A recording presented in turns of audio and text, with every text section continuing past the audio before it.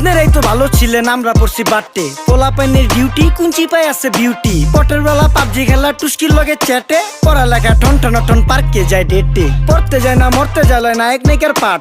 চিপাই চাপাই restaurant আর VIP flat. এই শহরে খেলাধুলার নাইকা কোনো মাঠ। বাচ্চা লইয়া মসজিদ গেলে বুইরারা দেয় ঘাট।